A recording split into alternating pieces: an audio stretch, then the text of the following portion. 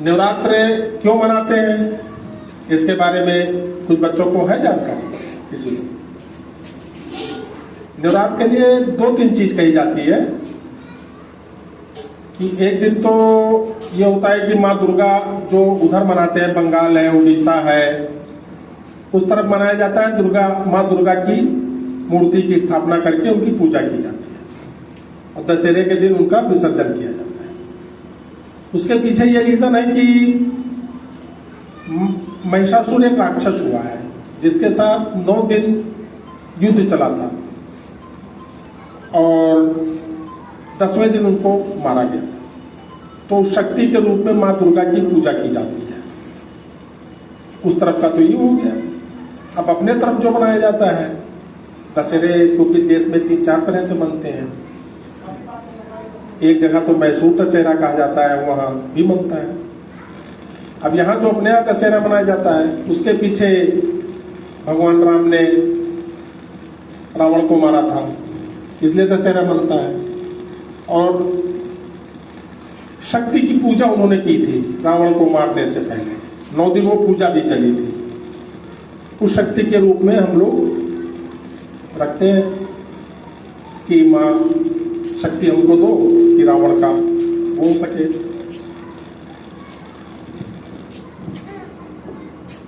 अब इसके पीछे की है दशहरा। अब रावण को मारते हैं हर साल, हम लोग जलाते हैं।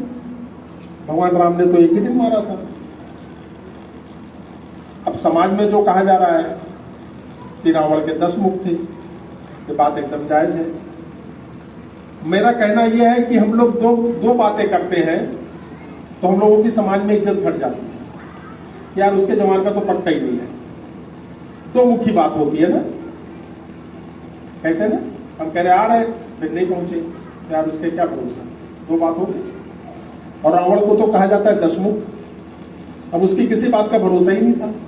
इसका मतलब तो यही हुआ, भाई मैं अपनी परिभाषा कर रहा हूं। तो 10 मुख वाले से हम लोग ये शिक्षा लेते हैं कि एक मुखी होना चाहिए, कि आदमी जो कहे उसको करना चाहिए, पूरा करना चाहिए, सोच समझ के बातें करना चाहिए। अब इस दिन हम लोग रावण को जलाते हैं तो उस पर 10 बुराइयां, उसमें से बहुत बुराई तो जैसे ईर्षा है, द्वेष है, गुस्सा है, घमंड है, मद जिसको कहा जाता है। लेकिन उसमें 3 बुराइयां जो मेन है वो ये है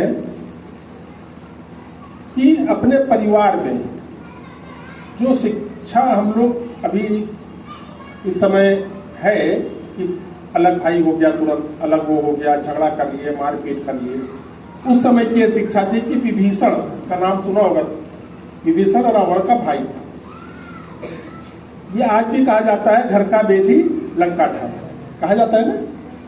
उसका रीजन यही है कि भाइयों से उसकी नहीं पटी। एक भाई ही ने सिर्फ लंका ढा दी। तो कोशिश ये करनी चाहिए कि हमारा परिवार एक हो। 2 साथ अगर कहीं बात बर्दाश्त करनी पड़े तो अपने परिवार के साथ मिलजुल कर रहें, 2 बात बर्दाश्त करें। पहली शिक्षा, बड़ी शिक्षा के रूप में यह है।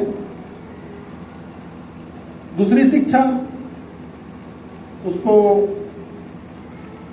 पर स्त्री, पर नारी पे, या पर स्त्री ही ठीक है, नारी, उस पर निगाह नहीं खराब करनी चाहिए। आज उसने क्या किया, पर नारी पर स्त्री निगाह खराब की, मां सीता का अपहरण किया। एक और रीजन बना है ना। अब तीसरा अहम क्या है?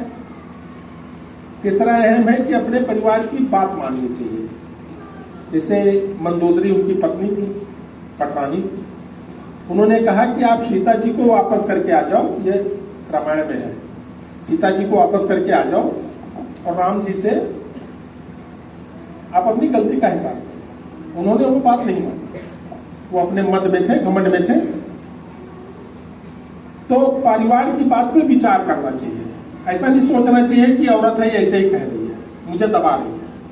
आज उनके पतन का ये कारण बना क्योंकि उसको बहुत ज्यादा अपने ऊपर घमंड था। आज इन्हीं सब बुराइयों के कारण हम लोग क्या करते हैं कि हम लोग दशहरा मनाते हैं, रावण का पुतला फूंकते हैं, लेकिन कुछ चीजें हैं कि जिससे हम लोग सुधार नहीं करते हैं। हम लोग सोचते हैं बस रावण को जला दिया, मेला देख लिया, दशहरा हो गया, है ना, यही तो मानते हैं।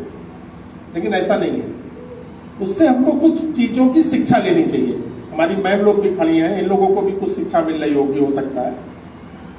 तो इसलिए लोगों सबको शिक्षा लेनी चाहिए कि हमारे दशहरा क्यों मनाया जाता है।